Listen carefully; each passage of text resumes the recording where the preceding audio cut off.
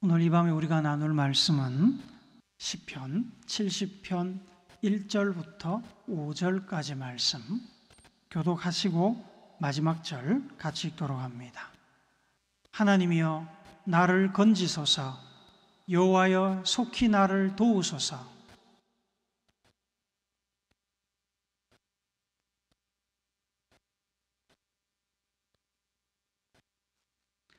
아하 아하 하는 자들이 자기 수치로 말미암아 뒤로 물러가게 하소서.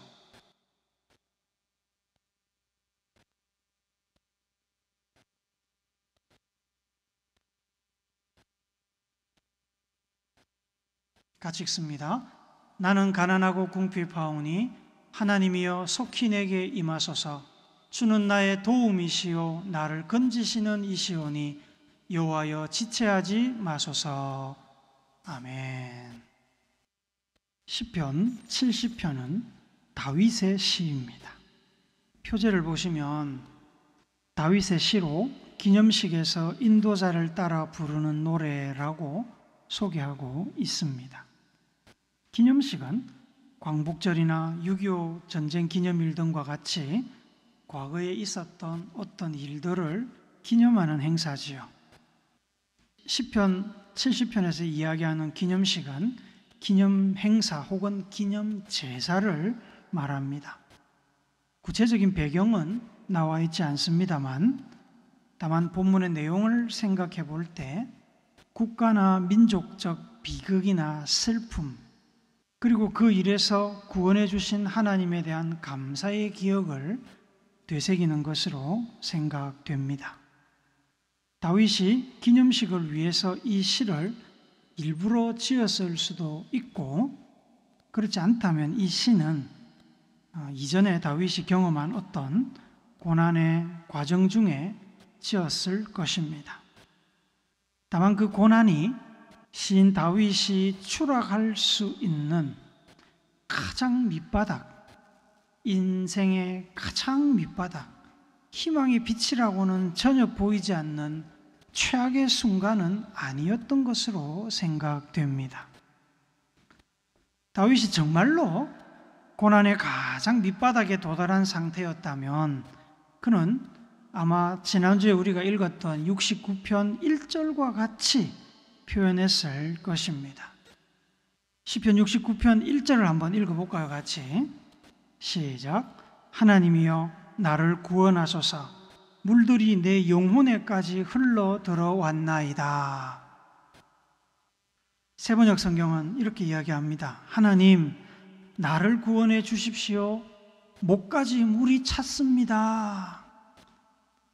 고난의 가장 밑바닥이라면, 고난의 물이 우리의 가장 깊은 곳, 가장 중심에 있는 영혼에까지 스며들었을 것입니다. 혹은 물이 목에까지 차올라서 숨이 꼴딱꼴딱 넘어가는 것, 죽을 것 같은 정도의 위기라고 표현했을 것입니다.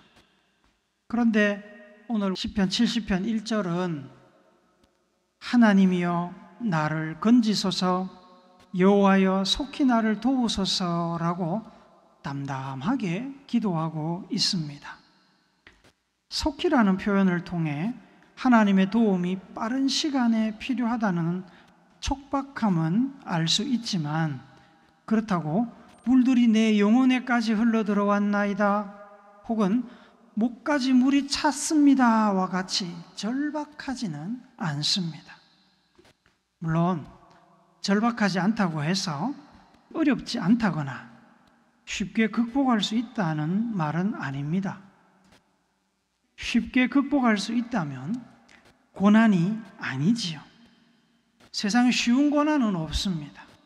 고난은 항상 어렵습니다.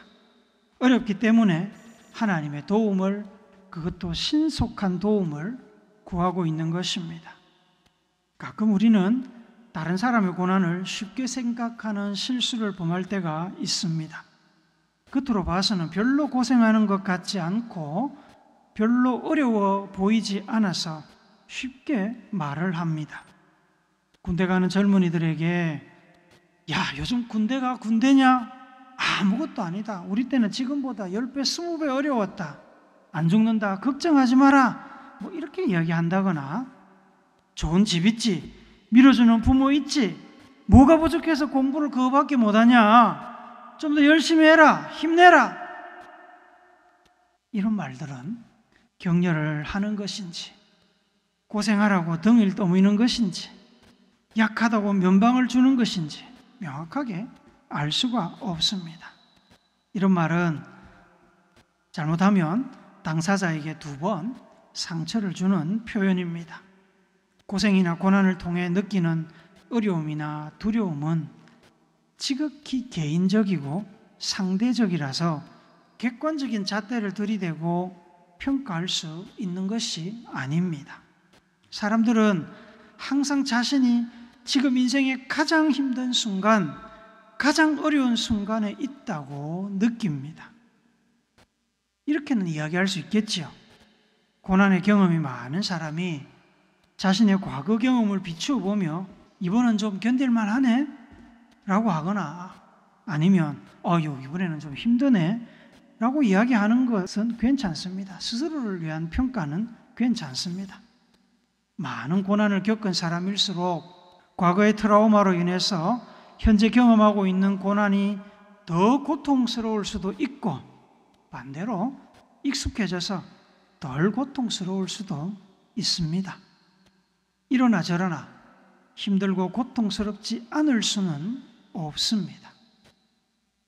시편 70편을 기록할 때 시인이 느꼈던 이 고난의 무게는 시편 69편만큼은 아니었던 것 같습니다. 그래서 시편 69편을 기록할 때만큼 절박하지는 않습니다. 그래도 고난을 빨리 통과하고 싶은 것은 분명한 사실입니다. 고난을 즐기는 사람이 어디 있겠습니까?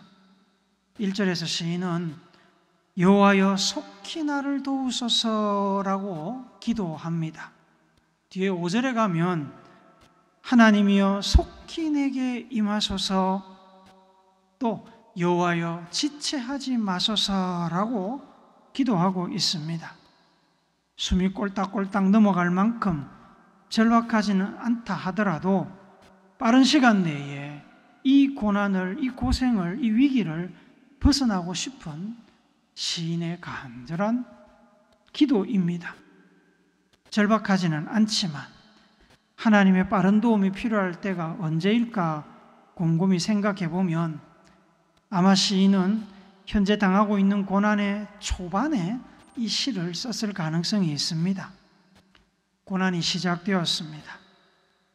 많은 고생을 경험했던 시인은 자기에게 또 다른 고난이 시작되는 것을 느낍니다. 또 어려움이 오는구나. 여러 번 고난을 경험했던 시인의 눈에는 지금 자기가 통과해야 될 고난의 큰 그림이 보입니다. 절박하지 않은 것으로 보아 고난의 가장 밑바닥에 도달하지는 않았습니다. 그러나 이대로 가면 멀지 않은 때에 고난의 가장 밑바닥에 도달할 것입니다. 어떤 고난이든 아프지 않은 고난이 없습니다. 고난을 좋아하는 사람도 없습니다. 고난은 다 피하고 싶습니다. 이미 시작된 고난이 밑바닥을 찍기 전에 하나님의 도움이 있기를 시인은 지금 소망하고 있는 것입니다. 누구나 그렇듯이 최악은 피하고 싶습니다. 예수님께서도 자기가 통과해야 할 고난의 큰 그림을 보시며 피하고 싶다고, 고난의 잔을 옮겨달라고 하나님께 기도하지 않았습니까? 시인도 그런 마음으로 신속한 하나님의 도움, 빠른 개입을 기도하고 있습니다. 우리 5절을 한번 더 읽어보시죠. 같이 시작. 나는 가난하고 궁핍하오니 하나님이여 속히 내게 임하소서. 주는 나의 도움이시요 나를 건지시는 이시오니 여호와여 지체하지 마소서. 가난으로 번역된 히브리어 아니는 가난한, 낮은, 억압받는 이라는 뜻을 가지고 있습니다. 현재 대적자들에 의해서 억눌려 있는 시인의 상황을 묘사하는 단어입니다. 궁핍으로 번역된 히브리어 에비오는 역시 가난이라는 뜻을 가지고 있는데 특별히 꼭 있어야 하지만 부족한 상태를 강조합니다. 꼭 있어야 되는데 부족한 상태를 강조합니다.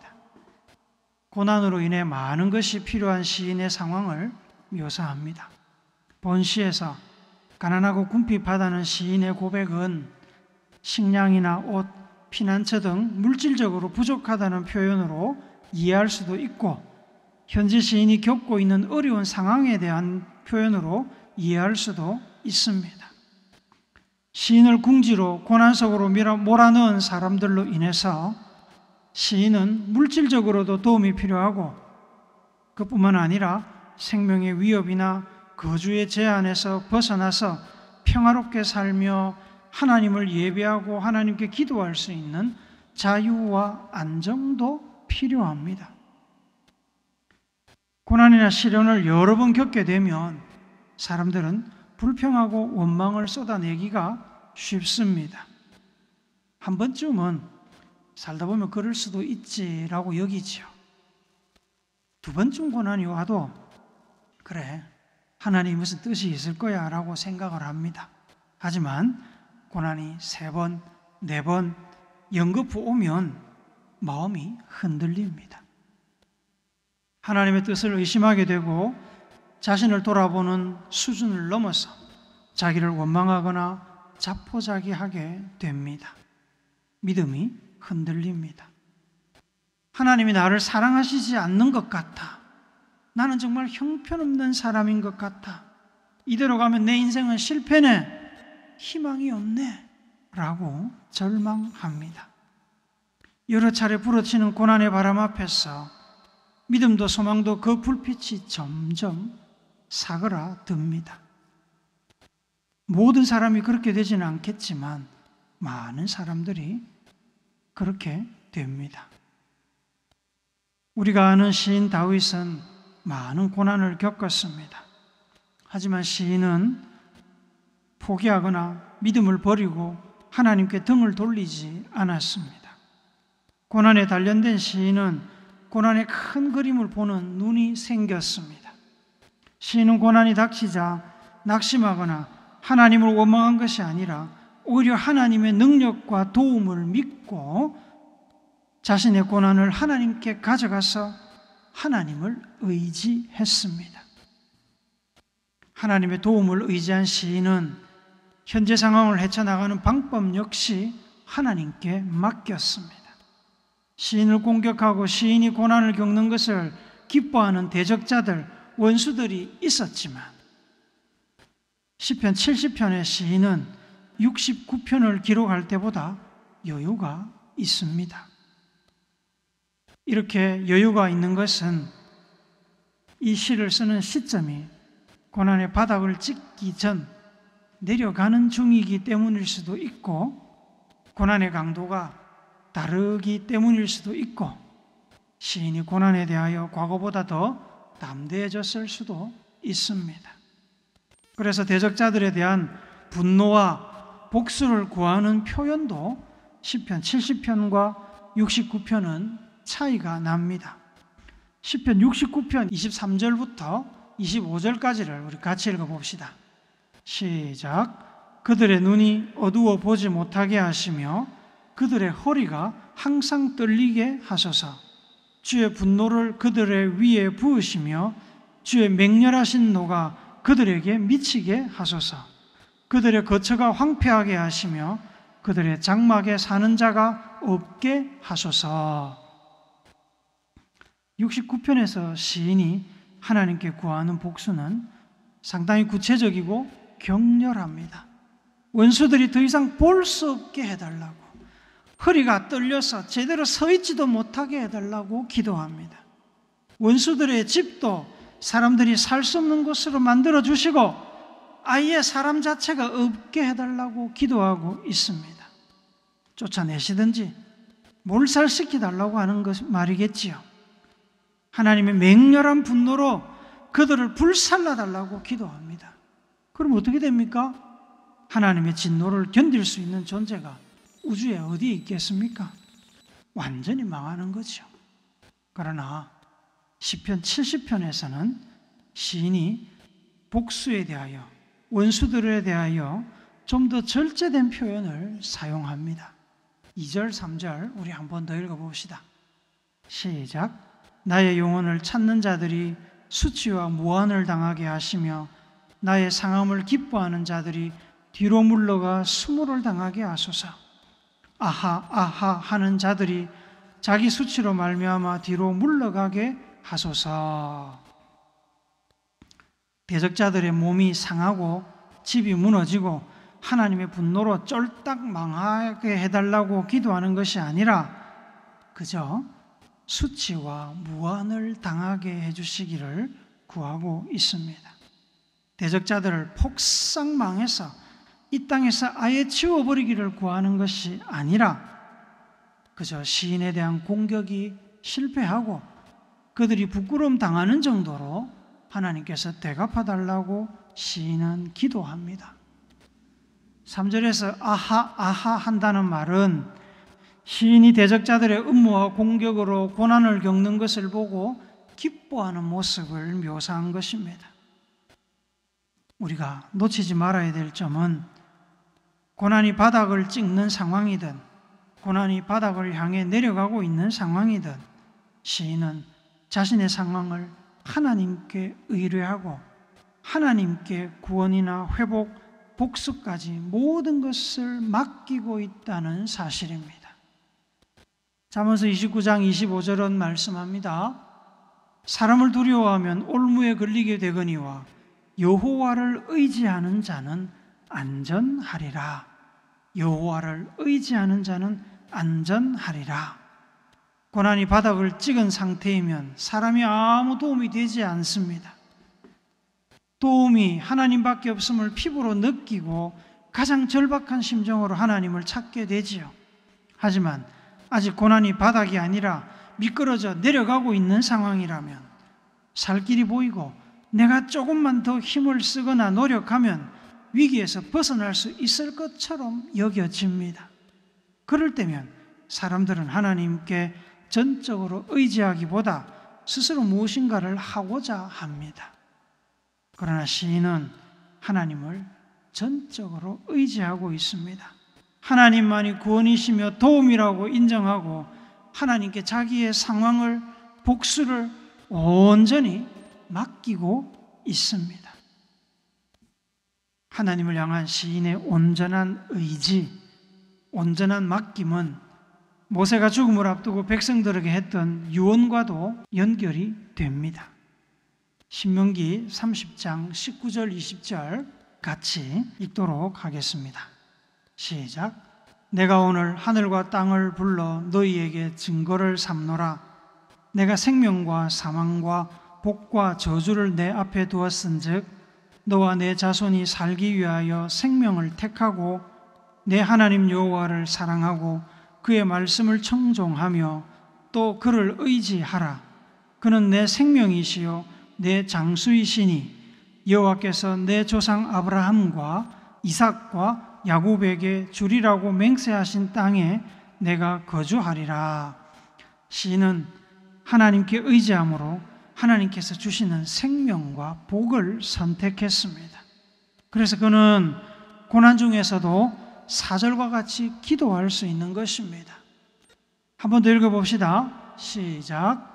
주를 찾는 모든 자들이 주로 말미암아 기뻐하고 즐거워하게 하시며 주의 구원을 사랑하는 자들이 항상 말하기를 하나님은 위대하시다 하게 하소서.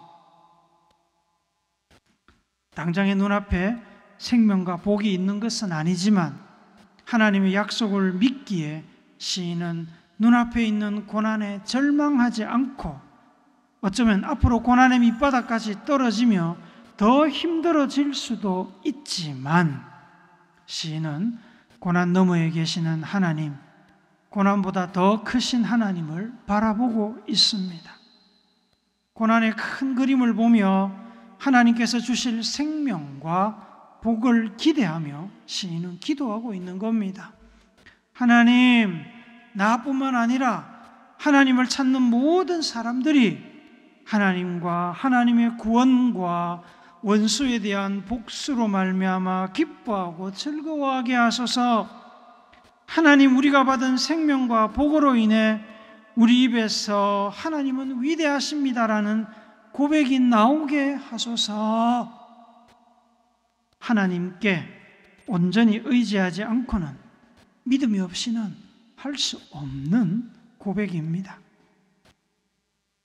고난이 단순히 고난으로 끝나면 성장이나 성숙은 없습니다. 고난은 그저 다시 돌아보고 싶지 않은 고통스러운 악몽일 뿐입니다. 하지만 하나님의 도움과 은혜로 고난을 극복한 경험을 가진 사람은 고난의 큰 그림을 볼 수 있습니다. 고난 뒤에 오는 하나님의 구원과 대적자들에 대한 하나님의 반격을 믿음으로 기대하며 고난을 견디는 힘을 얻습니다. 하나님의 약속을 의지하고 구원의 때까지 기다릴 수 있습니다. 그러면 고난이 고난으로 끝나지 않고 하나님의 은혜를 경험하는 축복의 과정, 축복의 사다리가 됩니다. 이런 경험이 있는 사람은 다음 고난이 올 때에도 견딜 수 있습니다. 왜 나만이라고 불평하지 않습니다. 고난의 큰 그림과 끝이 보이기 때문에 포기하거나 대충 살지 않습니다. 어떤 사람은 많은 고난을 겪고 어떤 사람은 상대적으로 적은 고난을 겪습니다. 개인의 잘못도 있겠지만 모든 고난을 개인의 잘못으로 돌릴 수는 없습니다. 왜 고난의 불평등이 일어나는지 우리는 알 수 없습니다. 하나님은 아십니다. 그래서 고난의 횟수를 가지고 사람을 평가할 수는 없습니다.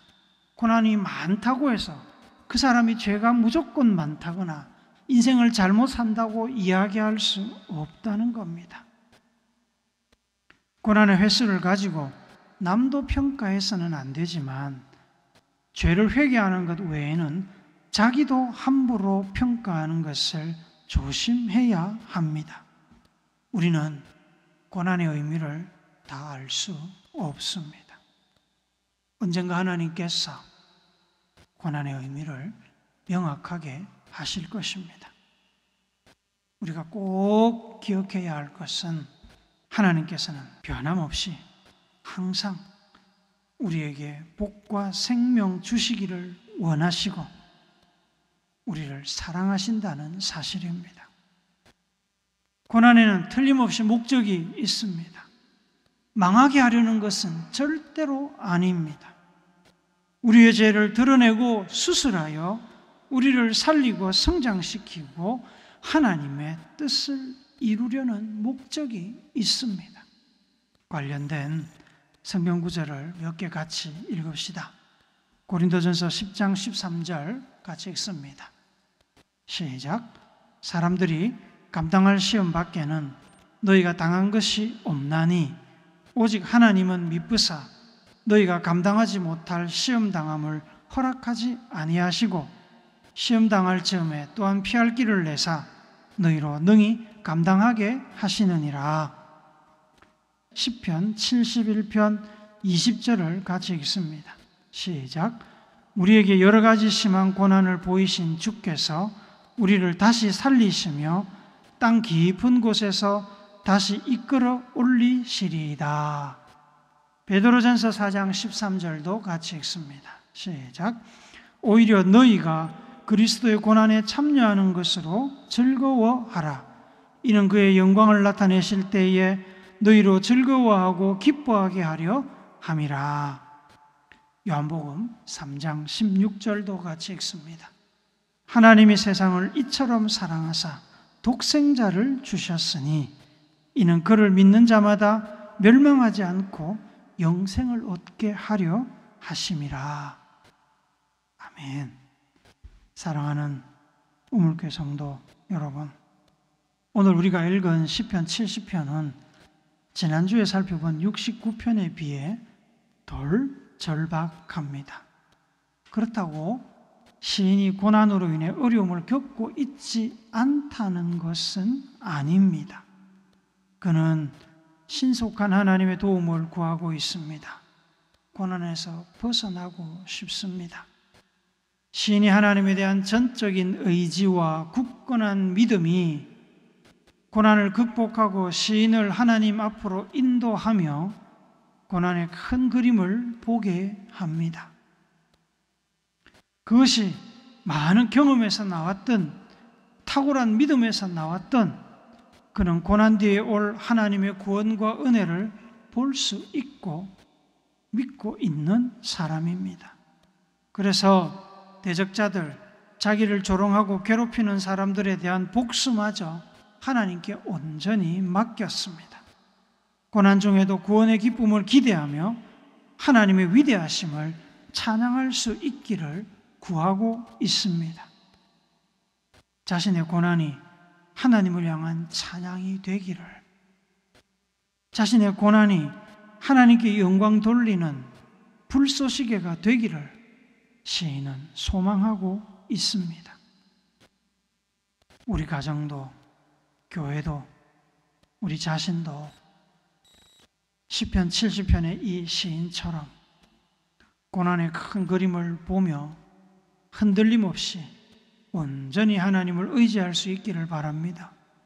우리의 인생이, 우리의 고난이 하나님을 향한 찬양의 도구가 되기를, 하나님께 드리는 영광의 불쏘시개가 되기를 앞서가시며 길을 만드시고 본을 보이신 예수님의 거룩하신 이름으로 축복합니다. 아멘.